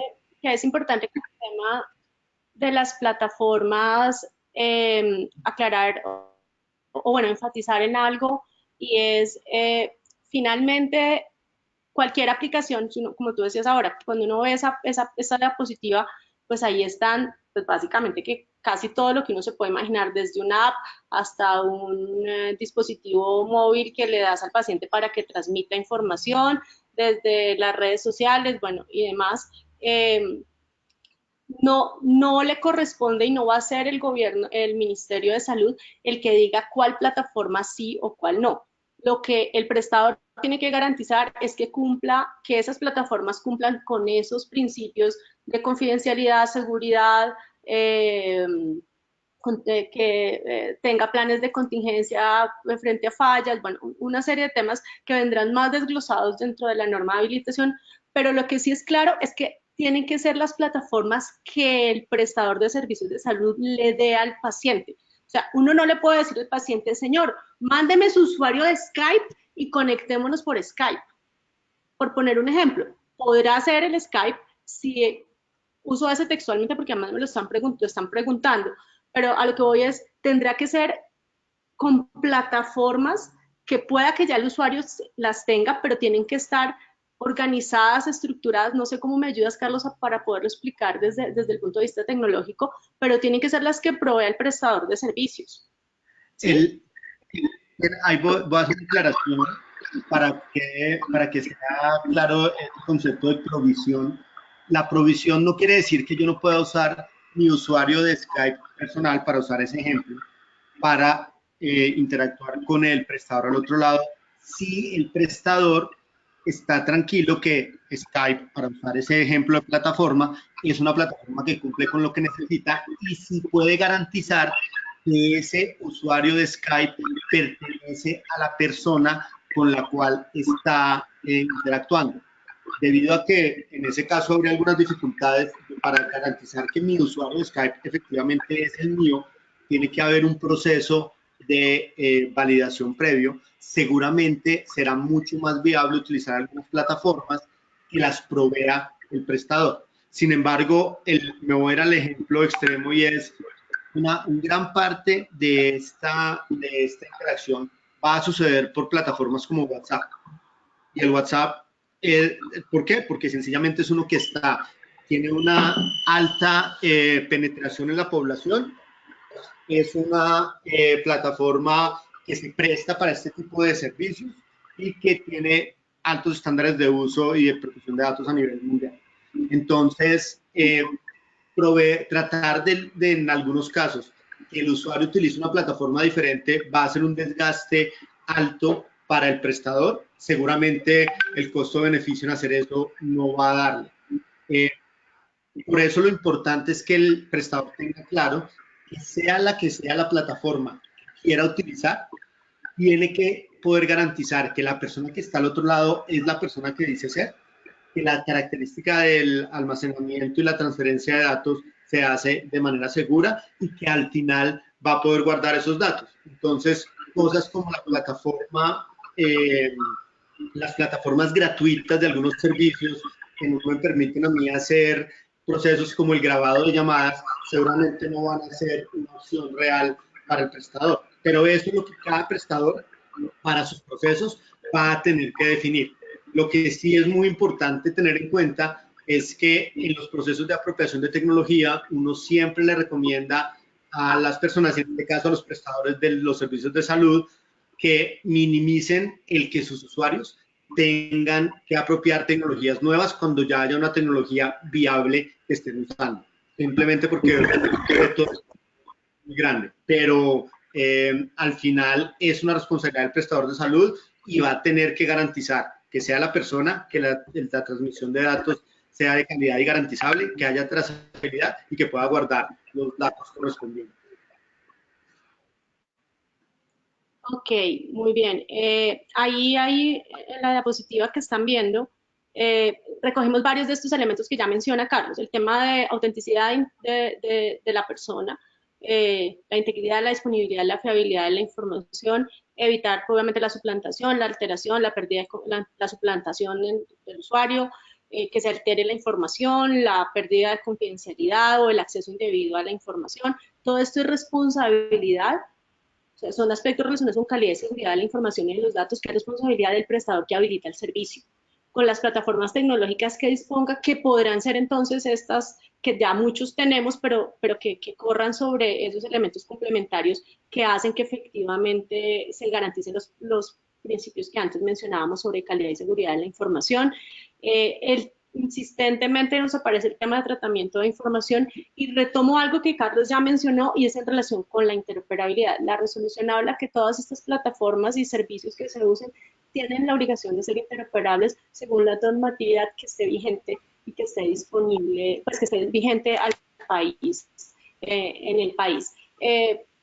Voy a hablar, o quiero que hablemos, Carlos, de dos o tres puntos, instituciones extranjeras, cómo juegan aquí, el tema de la financiación, y podemos darle una ronda a algunas de las preguntas, porque hay preguntas, ya has contestado varias, pero podemos hacer una revisión de todas las que hay, escoger algunas para dar respuesta antes del cierre. En Perfecto. relación con prestación habilitada, prestación de servicios por telemedicina de instituciones extranjeras. Lo primero es que miren que la norma habla de instituciones extranjeras, no habla de personal, sino habla de instituciones. O sea, aquí sí la norma es explícita en dejar por fuera el consultorio. O sea, está hablando de usted puede prestar servicios de salud bajo la modalidad de medicina, pero habla que tienen que ser instituciones extranjeras. ¿Qué se requiere para poder tener esa interacción en las diferentes modalidades de la telemedicina con una institución, un prestador de servicios de salud en el extranjero? Que se debe tener habilitado en Colombia. O sea, en Colombia debe haber un prestador habilitado pues en el REPS, en Colombia, que además tenga servicios habilitados en la modalidad de telemedicina. Y además es explícito en decir, el idioma oficial es el español. Yo creo que esta es una forma de abrir un espacio interesante para la interacción. Yo sé que hay muchas inquietudes con el tema de algunas supraespecialidades, de la disponibilidad de supraespecialistas, bueno, no solo eso, también de algunos servicios que se pueden hoy en este mundo globalizado plantear que se leen exámenes o se hace parte del telemonitoreo desde el exterior y demás, pero bueno, aquí ya da unas pautas, ese artículo es el artículo 29 de la resolución, estoy segura que esto va a venir más en detalle establecido dentro de los criterios de habilitación. Y bueno, todo obviamente el que pase, en este caso con este tipo de atenciones, deberá obviamente quedar registrado en la historia clínica. El tema de la financiación. La resolución tiene un artículo, es el artículo 28, donde habla explícitamente sobre la financiación de la telemedicina. Aquí hay varias preguntas en el chat del webinar sobre esto. Aquí creo que lo importante es que recordemos dos cosas. Si estamos hablando de servicios de salud que están cubiertos, o bueno, que se prestan en la modalidad de telemedicina, pero que están cubiertos con cargo a la unidad de pago por capitación, son financiadas con cargo a la UPC, pues esas están cubiertas y se pagan en la modalidad de telemedicina. O sea, una consulta médica o con ortopedia, o decir cualquier cosa, en la modalidad de telemedicina, pues esa consulta está en el plan, o sea, la atención por ortopedista está en el plan de servicios con cargo a la UPC, sí, pues esa está cubierta, por poner un ejemplo básico. ¿Qué pasa si son servicios que no son, que están catalogados como no PBS, o sea, que no están cubiertos en el plan de beneficios, si no tienen esa cobertura, se financian a través del mecanismo de protección individual, es decir, que deben surtir el proceso de MIPRES. En últimas, el Sistema General de Seguridad Social en Salud va a financiar los servicios prestados por telemedicina, con esas, o sea, ahí ya dice con qué fuente, si es con un servicio un servicio que se presta en la modalidad de telemedicina y que está amparado, cubierto en el plan de servicios con cargo a la OPC, pues se paga contra la OPC común y corriente. Y si es no PBS, se paga pues por MIPRES. Pero finalmente también manifiesta, los servicios que se prestarán por telemedicina son los que se pagarán si, solo si son prestados perdón la redundancia, son provistos por prestadores inscritos y con servicios habilitados en el REPS. O sea, es que alguien me hizo en Estados Unidos esta valoración. No, eso no entra ni con cargo a la UPC ni son no PBS. Hay un requisito adicional y es que tienen que ser prestadores inscritos y con servicios habilitados en el REPS. Es que es un prestador internacional. Miren el artículo 29. Los prestadores, las instituciones extranjeras podrán hacer parte de estas redes de telemedicina sí, solo sí. Ahí está el requisito de que estén habilitados, tengan una sede en Colombia y estén habilitados en el REPS. Voy a revisar algunas preguntas y dar respuesta a algunas preguntas que nos están haciendo. No sé, Carlos, si tú tengas alguna otra que... bueno, hay una pregunta muy interesante que hacen sobre si, por ejemplo, cuando se hace la prescripción,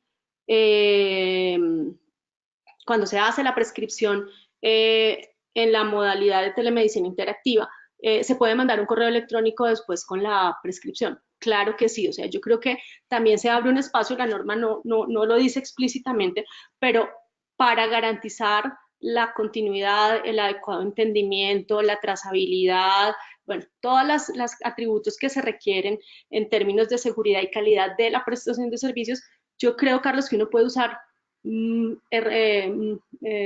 varias herramientas sincrónicas y asincrónicas. O sea, es totalmente válido que si a mí me está atendiendo el médico en telemedicina interactiva, en forma sincrónica, genera desde ahí la prescripción, me haga llevar la prescripción como.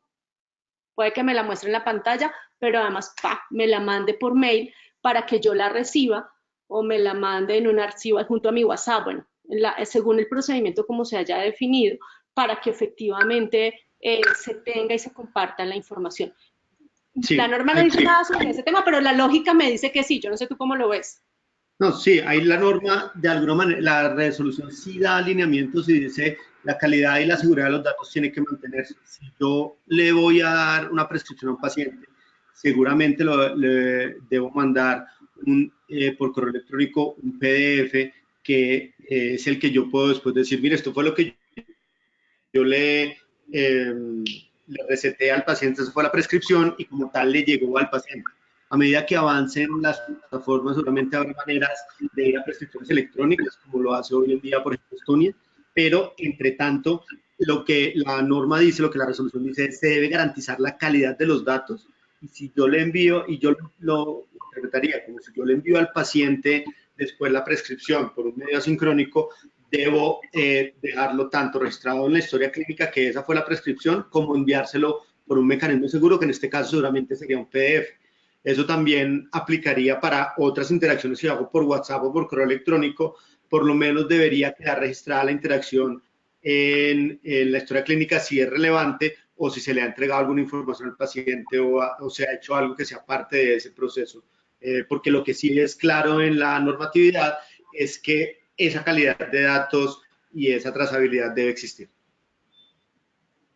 De acuerdo, que hay algunas preguntas que voy a reforzar un concepto y es las plataformas, los servicios, las estaciones de telemedicina, digamos, todo el software y el hardware que usen puede ser de un tercero, puede ser propio, contratado, del prestador de servicios de salud. Sí, en ninguna parte dice que todo tiene que ser del tercero, no. Si usted compra y arma las estaciones de telemedicina, si usted hizo su propio software, o si es de un tercero, o si usted compró las licencias, o si lo tiene por software as a service, o sea, paga mensualidad por uso, bueno, por todas las diferentes modalidades, no importa, el que habilita el servicio de salud responde, porque todo eso, así sea un pedazo del correo electrónico, otro pedazo de la historia clínica que es de tal otro proveedor, y además de eso la videollamada es de tal otro proveedor, pero eso hay que integrarlo y organizarlo y articularlo. El que responde por todo eso frente al usuario, frente al Sistema General de Seguridad Social en Salud, es el prestador que habilita el servicio.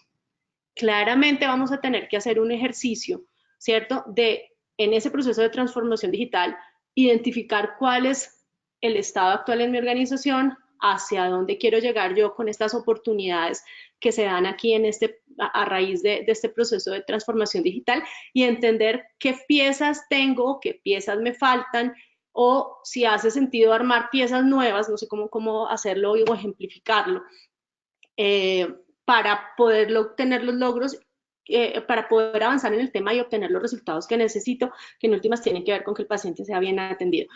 Pero así lo veo yo, no sé si tú quieras complementar algo, Carlos, en relación con eso, pero el hecho de que sea de un tercero no es que la norma diga que tiene que ser de un tercero, el que habilita es el que responde y él armará hacia atrás sus partes y articulará garantizando calidad y seguridad. De acuerdo, tal vez añadiría para reforzar ese punto, alguien pregunta que si la entidad prestadora de salud quiere mantener firmas físicas, ¿lo puede hacer? La respuesta que se me viene a mí es no. El proceso de telemedicina dice que se apoya en firma electrónica y firma digital, por ende los procesos deben estar alineados con lo que este canal provee. Por ende, si la entidad decide que quiere que todo repose en una carpeta y que efectivamente tenga firmas físicas, seguramente no va a poder implementar los procesos de telemedicina. Así que hay que ver qué áreas ya se tienen listas y disponibles, en qué áreas hay que hacer mejoras y traer soluciones ya sean desarrolladas propias o por terceros, y en qué áreas hay que ir y mejorar procesos, cambiar lo que se está haciendo para que se puedan aprovechar todos los beneficios que realmente son muchos, como lo veo yo, que abre esta reglamentación. Yo te hago una pregunta, Carlos. En el artículo 7, en razón a eso que analizas, y espero no hacer una pregunta para corcharte, porque yo sé que entre panelistas tratamos de no corcharnos, pero a veces hacemos preguntas difíciles que no habíamos analizado la preparación previa del seminario. Analizando eso que mencionas, la pregunta que hizo un participante, y leyendo el último párrafo del artículo 7, el de consentimiento informado, dice esto, dice, se dejará constancia del consentimiento en la historia clínica de la persona, quien con su firma digital, electrónica o manuscrita, según el caso, declarará que comprendió la información entregada y que aceptó ser atendido en esta modalidad. A mí me queda la inquietud de qué es firma manuscrita. Esa puede ser, yo pongo encima como del data, de esos dispositivos que ahora uno firma encima, no sé, o manuscrita se deberá entender como manual, en algo físico, o eso es de los temas que tenemos que analizar y resolver cuando hagamos el webinar de firma electrónica digital, manuscrita e identidad digital. Yo creo, pero de nuevo, hay que verlo un poco más con la intención del regulador, pero se dejó abierto para que el consentimiento se tenga diversas opciones, porque es que, ¿qué pasa? Si yo podría decir que la entidad prestadora de servicios podría decir que le ofreció el consentimiento a la persona y la persona y está el papel en el cual demuestra que no quería ser atendido por ese mecanismo, aunque se le ofreció en su momento. Como yo interpreto, como yo leo ese último párrafo, es que en la historia clínica de la persona se abre la puerta para que el consentimiento informado o no consentimiento quede explícito en la historia clínica. Sin embargo, solamente lo refiere, si uno mira la última frase, dice, y que aceptó ser atendido en esta modalidad. Entonces, yo no interpretaría como que está abriendo que ese párrafo es para algunas de las interacciones que pasen dentro ya de la atención. No, para el que me... perdón, y como segunda parte, al decir manuscrita no quiere decir que sea en papel, quiere decir que yo puedo aceptar firmas por medios digitales que sean que hayan sido hechas de forma de la mano del usuario, pero puede ser perfectamente firmar en un dispositivo electrónico también. Sí, hoy por hoy hay varias instituciones que usan ese tipo de firmas en el consentimiento informado. O sea, firma manuscrita sobre un dispositivo digital. Y se almacena la firma, el manuscrito, digamos, la imagen pues de la firma del paciente que se captó cuando él se presentó, previa presentación de la cédula, por ejemplo. A la firma física. Que es otra cosa la firma física. Listo, gracias, ahí aprendí yo también del tema porque para no decir cosas cerradas.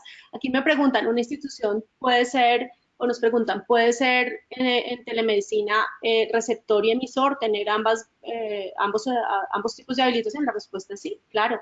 Acuérdense que además esto funciona entre sedes, entonces, y entre sedes de la misma IPS, entonces sí se puede ser receptor y emisor al tiempo. Otra pregunta relacionada con si existe un porcentaje obligatorio que las EPS deban destinar a la telemedicina. Yo aquí quiero recordarles algo y es cómo está planteado el artículo 29 de la resolución.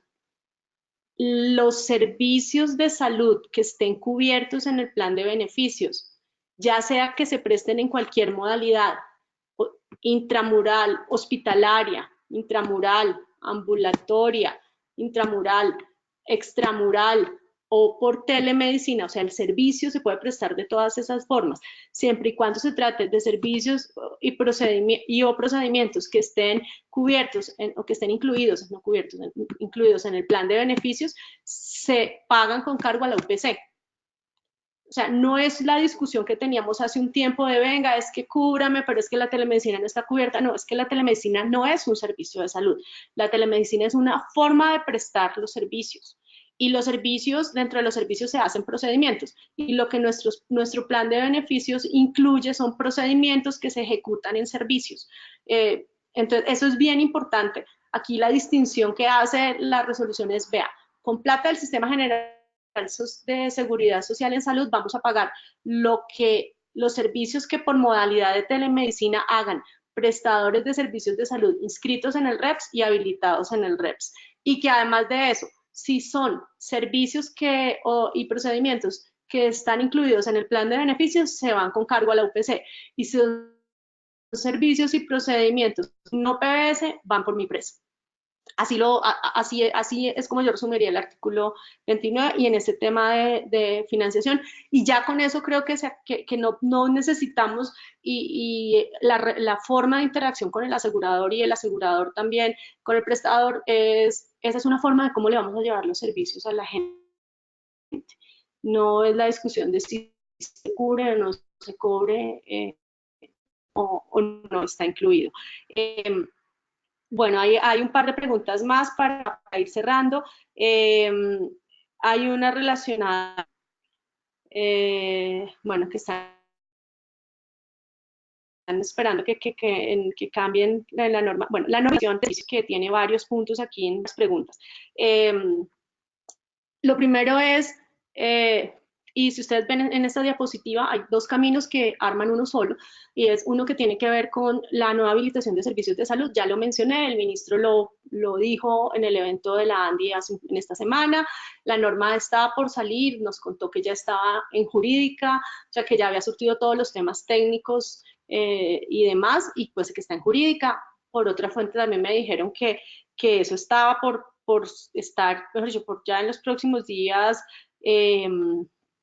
estar a disposición. Nos informaron también que el Ministerio de Salud está definiendo las estrategias con las cuales va a hacer una amplia divulgación en forma paralela tanto de la resolución de telesalud que estamos comentando, como la resolución de habilitación de servicios, para que haya la claridad de, bueno, en telesalud dice esto, los servicios son estos son los requisitos. Nos contaron que van a programar unos Facebook Live para que participen todos los actores, todos los interesados. Hay que estar pendiente de la página del ministerio. Apenas nosotros tengamos información sobre esos procesos de divulgación, esas actividades, esas estrategias, les estaremos contando para, para participar y estar allí y seguramente poder resolver muchas de las dudas también que ustedes y que nosotros también tenemos, porque como les decíamos en un rato, pues aquí hay temas que hay que terminar de afinar y como Carlos bien lo ha dicho, esto se trata de entender cuál es eh, cuál es la intención del regulador frente a algunos temas. Además de eso, recordarles lo relacionado con la norma con el proceso que se viene surtiendo para expedir una norma de interoperabilidad, las resoluciones que determinan ya cuál es el conjunto mínimo de datos y demás. Carlos ya mencionó, pues hay claridad cuál es la plataforma en el Estado sobre la cual se va a correr la interoperabilidad y demás. Y bueno, de ese lado, desde lo normativo, pues se nos vienen unos elementos bien interesantes que nos van a ayudar a entender hasta dónde, cómo y cuándo. Mientras tanto, ¿qué invitación le estamos haciendo nosotros a las instituciones? La primera es revisen, conozcan, se sienten y discutan no solo la resolución, sino necesitamos entender mucho más y apropiar mucho mejor los temas de habeas data, los temas de ciberseguridad, el recordar que la historia clínica no es nuestra, la historia clínica es del paciente y como tal tenemos que poner al servicio del paciente la información que fluya a través de su proceso de atención en las instituciones, identificar esas oportunidades en cada actor del sistema. Yo creo que es un paso a seguir en forma paralela a ese proceso de la normatividad y además lograr definir y que ustedes se planteen una ruta en este proceso de transformación digital. Yo, ¿qué conclusión sacaba hace unos días con alguien? Y ya para ir cerrando, Carlos, si tú tienes alguna otra, pues tus conclusiones y demás, con una perspectiva de alguien que viene con mucho que aportarle a este sector, pero afortunadamente, digo afortunadamente, porque no estás aquí en el adentro, los que estamos metidos aquí, como que no vemos sino lo de adentro. Pero yo doy mi primera conclusión y es estos procesos de transformación digital, este tema de la resolución de telesalud, este tema de lo que venga en la habilitación de servicios, la norma y el tema de interoperabilidad, eso no es futuro, eso es hoy. La resolución saldrá pronto, tal vez se demore unas semanas o meses, no lo sé, pero mientras tanto están pasando cosas en el sector, los ciudadanos y las personas en el correr por su ciclo de vida están necesitando que este tipo de procesos hagan parte de la forma como nosotros decidimos llevar servicios de salud. Entonces yo creo que son dos caminos que van juntos y si están juntos hay que entender obviamente el tema normativo, pero recuerden cómo la norma siempre, seguramente en un año, después de tener esta norma de telesalud y la habilitación, las tecnologías y lo que esté pasando con las plataformas, con todos los desarrollos, los procesos de transformación digital que estemos adelantando en el sector, irán teniendo otras incertidumbres que no se podrán resolver desde lo normativo. No, yo ahí quisiera simplemente comentar que, como se dijo en algún momento al comienzo, la aplicación de las tecnologías y las innovaciones toman tiempo para llegar al punto de la disponibilidad.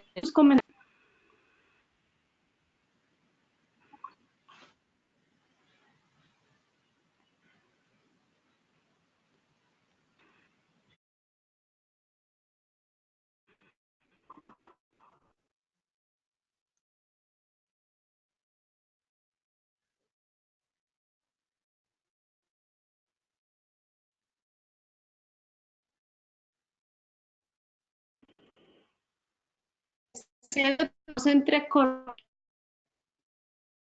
Carolina, ya en el equipo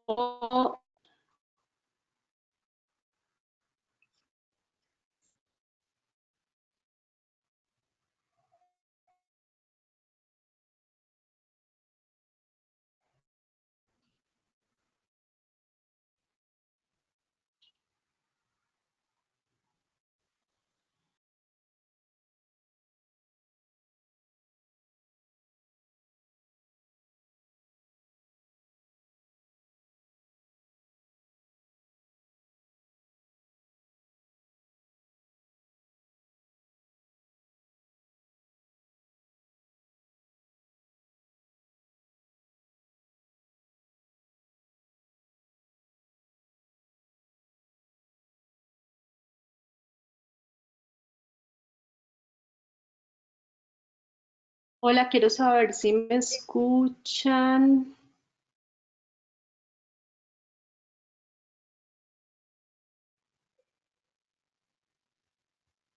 Perdimos la conexión.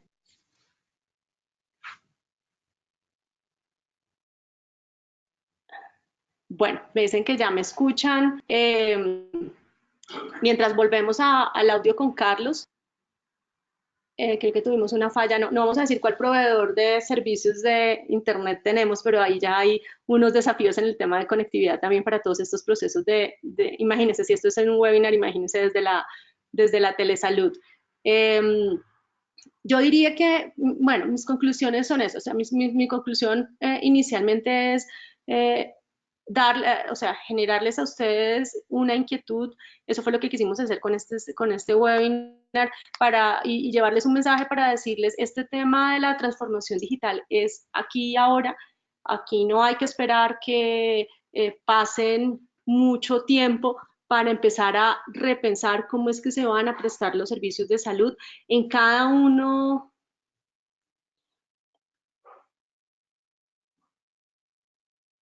Quiero saber si me oyen. Les agradezco si alguien del equipo de RIA me confirma si me están escuchando. No. Okay. Bueno, finalmente, el proceso de transformación digital es aquí, es ahora. Eh, un mensaje muy claro es, si no somos nosotros desde salud los que organizamos esos procesos, nos transformamos rápidamente, lo hacemos desde la cultura enfocados en los pacientes, alguien más lo va a hacer por nosotros. Yo de verdad celebro mucho esta resolución, celebro que en la agenda del Ministerio de Salud y Protección Social esté el tema de telesalud en la agenda y en la conversación y en las exposiciones del ministro, en la agenda del viceministro desde prestación de servicios de salud pública, desde atención primaria y salud pública, en la agenda de la viceministra. La telesalud es una de las herramientas y la telemedicina está planteada como herramientas de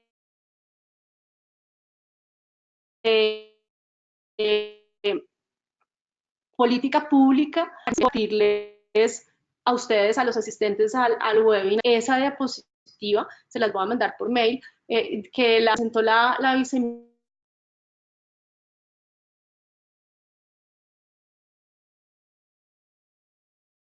viceministra hace unos días en el evento de la ANDI. Para mí fue muy importante verlo allí, porque claramente el de trazabilidad, de poder tener alcance hacia los pacientes. Entonces, al final, les agradezco a todos habernos acompañado el día de hoy, contarles que estamos ahora con un proceso de hacer, dado que nos lo han solicitado, entonces estamos armando y creciendo nuestra comunidad de salud conectada, una suscripción premium que trae unos beneficios bien interesantes, se los vamos a hacer llegar a sus correos electrónicos para que lo revisen. Queremos generar grupos y espacios de discusión un poco más cercanos y que les permita a ustedes y nos permita a nosotros interactuar mucho mejor en temas de la salud conectada. Los invito a todos a que nos diligencien la encuesta de satisfacción del webinar.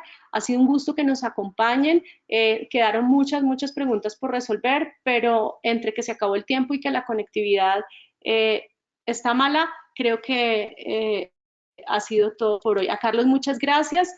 Sé que tienes problemas de conectividad, ya me lo está diciendo por acá, pero bueno, nos vemos en la próxima y buena tarde para todos.